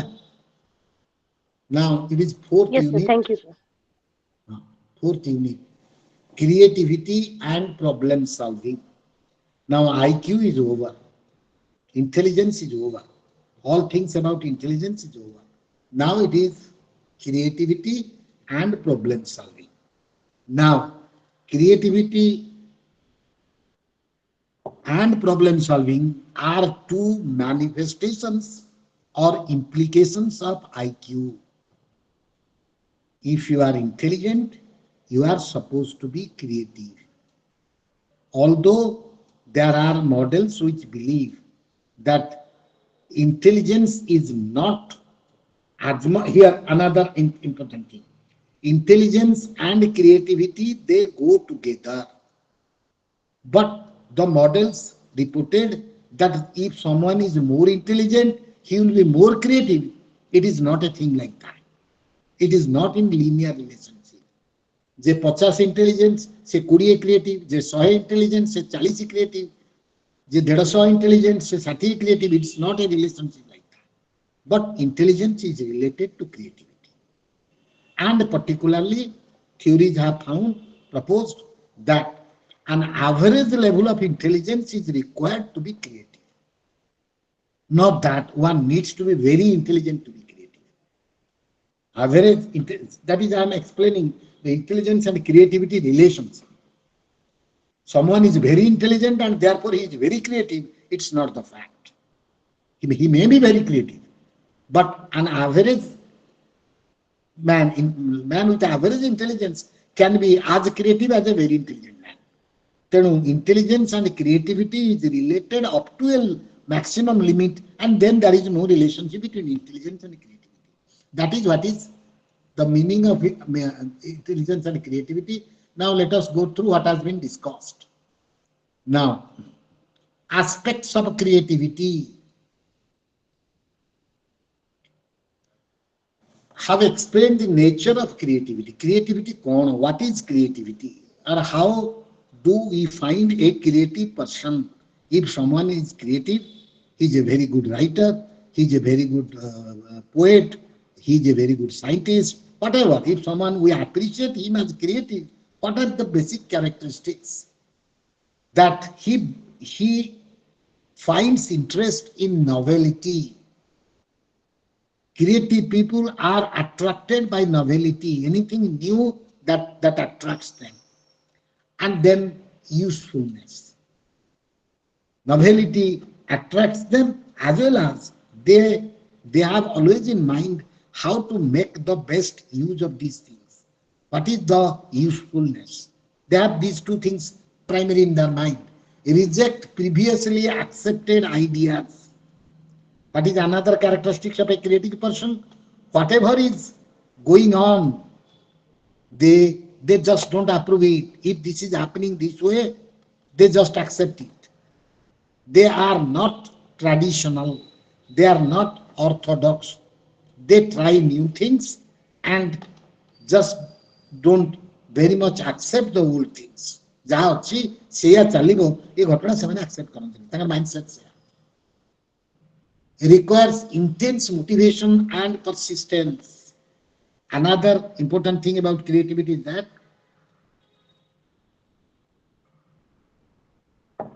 any person cannot be creative. The greatest source of a creative person is his or her intrinsic motive, internal motive. Extrinsic motive is also not very powerful for creativity. ମୁଁ ଯଦି ଏ କାମଟା କଲେ ମତେ 5 ଲକ୍ଷ ଟଙ୍କା ମିଳିବ ମୁଁ ସେଇଥିପାଇଁ ଏ କାମଟା କରୁଛି then it cannot be a creative mind. The creative mind is intrinsically motivated. He gets happiness by the product he creates. If someone is writing a short story, by writing the short story he gets the pleasure, he gets the motivation, not that waiting for the award. Award ପାଇଁ ଲେଖିଲେ that is external motivation. ତେଣୁ intrinsic motivation, intense motivation is required. Results from organizing the nuclear situation in a coherent, clear and new ways. They find meaning in smallest things they observe. जो जिनसटा तुमको किछि लागू नथिबो तांको मनकु अलगा अलगा जिनस सेगुडा आसुथिबो तमे whenever you see a thing, supposing many people have seen Chilika while passing in the train ने गला बेले चिलिका समस्त बहुत लोक देखिचंती किंतु रेल ऊपर चिलिका दर्शन जो कविता ताकू जे लिखिची you can understand what minute things he or she has observed, has affected. That is what is a creative mind. They go into minutes and details, not superficial. They cannot be superficial. Whenever they are interested, that is the I'm discussing about the characteristics of creative persons. They are not superficial. Now, nuclear gola. Creativity involves thinking that aims at producing ideas and products. Now, these are some of the things about creativity you carry on. Several people, the process of creativity is thought of to be having the following characteristics. Creativity process kona, product kona, look kona. These are the kinds of things. Investment and confluence theory of creativity. Now, coming to theories of creativity. Sir आपण screen present करी नहंती आपण का screen भी माने तुम देखो ने तेरे नहीं सर ओ सॉरी मत आगु कहू ना ओके मु काट देछि मु देखो छी तुमको देखेनी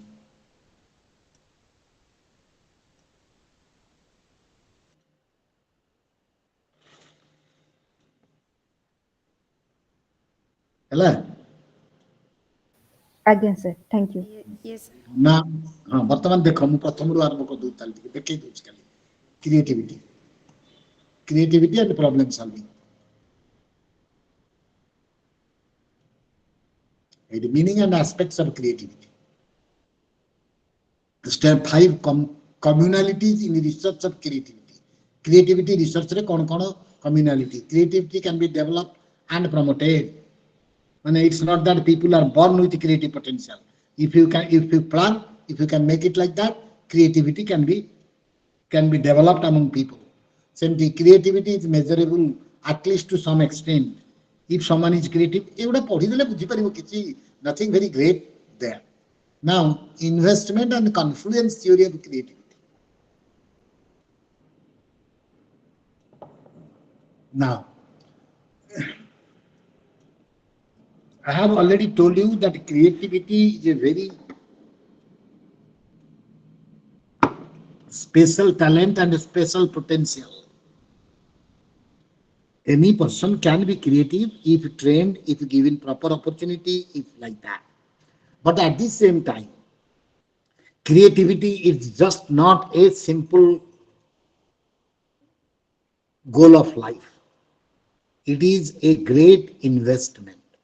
When you want to be creative in any dimension of life, you have to make a lot other sacrifices. Means you have to invest time, energy, a lot of things. Anybody, any creative person that you come across, you try to know, you will see that how they have made a lot of contributions, lot of sacrifices in their life to achieve a creative goal. JB, anybody who has become a creative potential, he has made some contributions or investment. You may not call it contribution, you may call it investment. You have to invest in terms of your time, in terms of your money, in terms of your um, other kinds of life priorities. You may compromise with your life priorities. People who are creative, sometimes you find that they don't get into marriage responsibility because creativity is more important for them. And that is investment and confluence. Confluence means you know what is a confluence.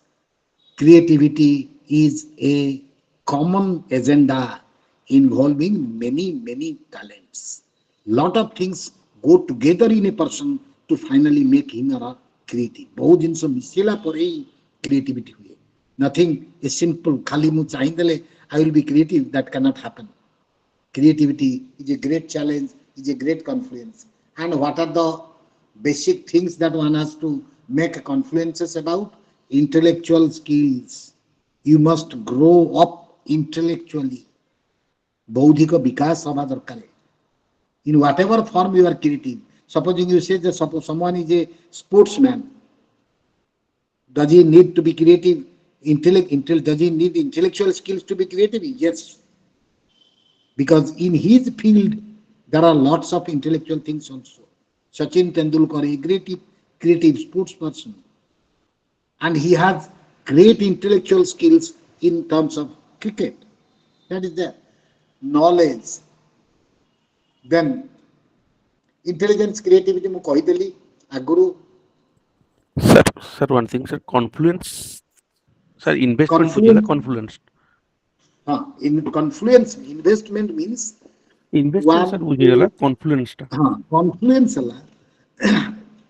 to confluence of Ganga, Jamuna, and Saraswati, the three rivers, they combined to form a new form of their journey in the world.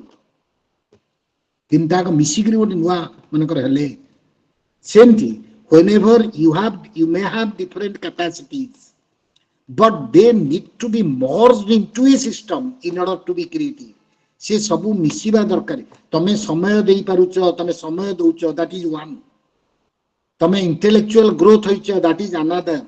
ये ଦିଟାକ ଯଦି ନ ମିଶିଲା with them, ମାନେ confluence, you can take it like that. You may be three people, good friends, but unless you realize one another's worth and get together into one mind, then it's not a confluence. Husband, wife, until and unless they feel about oneness in them, it's not a confluence, it's not a good situation. And that is what is confluence. Flowing, meeting in a meeting together in oneness. Then all those abilities which are required for creativity, they cannot independently manage creativity. They have to be a third force. Sabu misiki rote nua shakti srushti heba darkar. That is confluence. A creative person is having a confluence of all those things. Confluence means togetherness, taken together, meeting all of them as one. बुझेला तो? Sir, thank you, sir. Now, aspects of creativity, fluency, flexibility, originality, elaboration, abstractness. Now, supposing someone will ask you what are the very basic characteristics of a creative personality, but if someone needs to be creative, what kinds of characteristics or personal traits he needs to have? One, fluency. Fluency means, supposing someone is writer, he must be able to write it very fluently. Someone is a sportsman. Fluency doesn't mean only in writing. Someone is a sportsman. He must have that fluency of body. Whenever a ball is being there, he can manage his body to attack the ball like that. That is fluency. And then flexibility, body flexibility. These are all terms in different kinds of things. Originality, elaboration, abstractness of titles, resistance. After stages of creativity, ମୁଁ ଟିକେ ଟିକେ ଟିକେ ତମ time ହେଇଯାଉଛି ତ କହିଦେଉଛି. Stages of now, if you are to grow up as a creative person, anything, Sujit.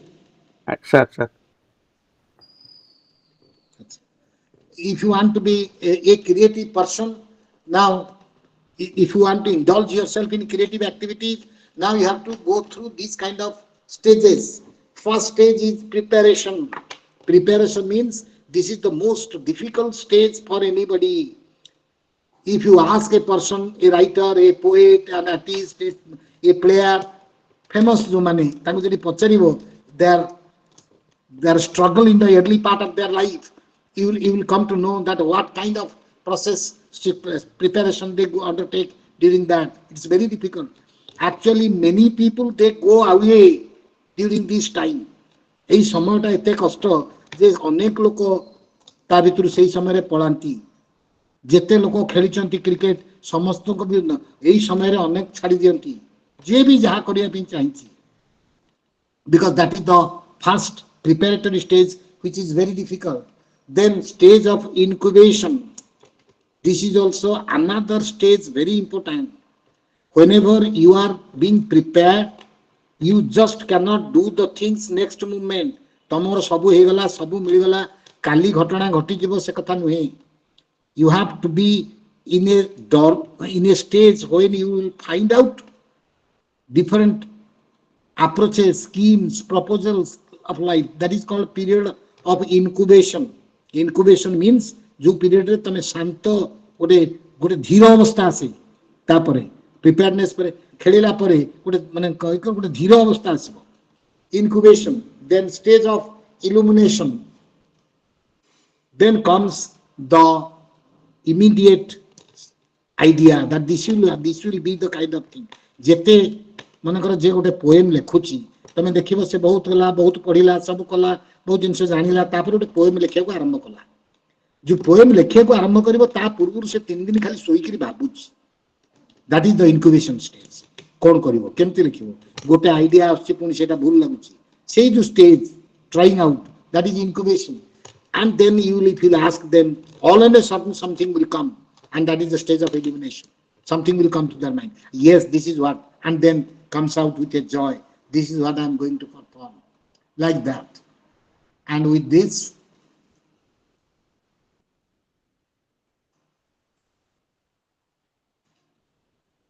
now the final is problem solving. Terms related to problems, problem space, rules, topologies of problems, problem arrangement, stages of problem solving, define, devise a plan, create a solution. This is a simple kind of thing. Algorithms, heuristics. ମୁଁ ଏଗୁଡ଼ା ଖାଲି ଟିକେ ଟିକେ କହିଦେଉଛି problem solving methods ସବୁ ଅଛି.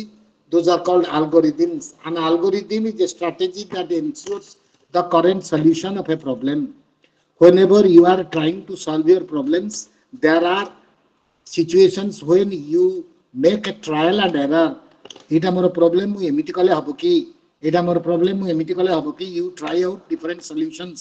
But sometimes there are certain methods which are called algorithms. Algorithms, if you know that this is the algorithm, then you can say, yes, this is the solution I can do.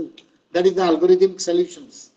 ତାର ଅଛି ସବୁ heuristics, common, means and end analysis, factors affecting problem solving, nature of problem solving. With this, I completed this second day, second unit, second block. And when is my other class as per the program? Tomorrow. 15? 16 Kali, sir. Tomorrow. No, tomorrow I will be taking that class. Now it is 5 minutes left to you to say anything that you want to share and discuss with me. Interaction session. Excuse me, sir. Yeah. Excuse me, sir. Sir, I just wanted to ask something like, as per the understanding of what you're teaching, it's okay. But like all of us would be giving an exam at the year end. So like, are there some kind of situational questions also? Like, how do we answer them? Like, I was just going through one of the end questions where it has been asked, explain the threshold hypothesis in terms of how creativity is related with intelligence. So with such kind of questions, like, how do we go about No, let me. Do you find any such material in your syllabus? Any so such as material? such we had this only book which you have been discussing. No. My question is, when questions like this, supposing threshold hypothesis of creativity, it's a question. If it is not there in your book, it's a hypothesis, it's a theory about creativity. But it is not supposed that I should teach you all theories and you should also learn all theories. But such questions, if it comes, supposing threshold hypothesis of creativity, although I have not mentioned that while teaching, but I have referred to it while teaching. What is threshold hypothesis? Threshold hypothesis means in the preparatory stage of creativity, person has to take several strains and difficulties, face many difficulties in the first stage. And every person has certain ability to stand those pressures and store those difficulties. Do you get my point? Yes, sir. Yes, sir.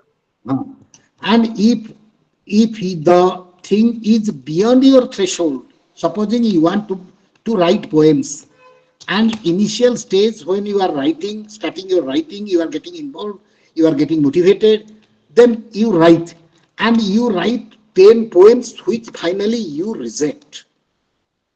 Means you didn't approve your own ideas of writing the poem, and after writing 10 poems, you may be disgusted to say yourself, this will not happen to me. I cannot become a poet. And then you leave that. And that is what is called threshold hypothesis. Threshold means at some point, threshold means a specific, you have a specific point to withstand. If you cannot withstand, it is beyond that, then you do not become creative. And creativity is very much, that is what it, but this is, I don't find it in your syllabus. I have, as it is being given to you. And if it is there, you are supposed to write. And I cannot say that how many things you better go through your provided book. Whatever is there, you understand and try to learn it best. And if supposing threshold hypothesis is there and it is not being discussed in your course, you leave that question for another question. for alternative. Okay, sir. Yes, sir. Thank you, sir. Any other question? Because you wanted to ask something. Okay, sir. I have some queries, sir. That means the we are discussing the algorithm or sorry, sir. I cannot get your point. Like algorithm or heuristic. I don't know about the heuristicity or heuristic. Can you please explain, sir? An algorithm is a strategy that ensures that a correct solution of the problem if the well-defined rules of the solution is properly followed. Now, supposing you are working out a geography deduction and you know that while you will be proceeding step by step, this, then second step, then second step, then second step, then third step, then fourth step, then you will finally reach the appropriate solution. That means you are to solve your problem, you are following an algorithms. Algorithm means already prefixed knowledge or steps or ideas about solving a problem. Supposing you have a problem, you know that if I do this, then it will be solved. If I do this, it will be solved. If I do it like this, it will be solved. Then that is algorithms. Algorithm means when you have your algorithms at your hand, you are supposed to get a solution to that problem. You will not be moving in a blind alley. ସବୁ ପ୍ରୋବ୍ଲେମର solve ପାଇଁ ତମ ପାଖରେ solution ନଥାଏ। ଯୋଉ ପ୍ରୋବ୍ଲେମର solution ପାଇଁ ତମ ପାଖରେ ବାଟ ଅଛି ଜାଣିଛ ସେ ବାଟରେ ଗଲେ ପ୍ରୋବ୍ଲେମ ସଲ୍ୟୁସନ ହବ। ଦୋଜ ଆର୍ କଲ୍ଡ ଆଲଗୋରିଦମ ସଲ୍ୟୁସନ୍ସ। ଯୋଉଠି ତମ ପାଖରେ ବାଟ ନାହିଁ ତମେ ଜାଣିନ ୟୁ ଆର୍ ଟ୍ରାଇଂ ଏ ବାଟ କରିବି ସେ ବାଟ କରିବି ଏମିତି କରିବି ସେମିତି କରିବି ଦେନ୍ ୟୁ ଆର୍ ଇଟ୍ସ ନଟ୍ ଆନ୍ algorithm solution. And now next question is heuristic. Heuristics are general suggestions or rule of the thumb that are useful in solving a great variety of problems but do not ensure a correct solution. Algorithm is always a assurance that you will be reaching a solution. But heuristics means it is called the rule of the thumb. You know that this may be a solution, but you are not sure. But you know, and that those kind of problem solving approach is called heuristic approach. Do you get the idea? Heuristic and algorithms. Mathematics रे आमे जदि भाबिबु तमे जानिचो एई बाटरे गले ये problem टा solve हबो।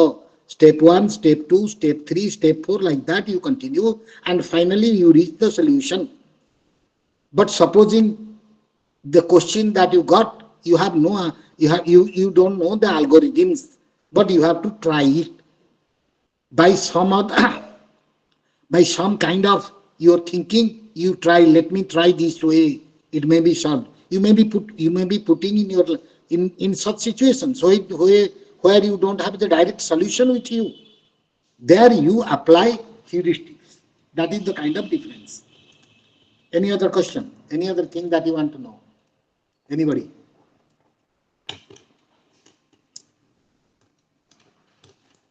No, this class is over. Then tomorrow we'll have the third unit. Yes.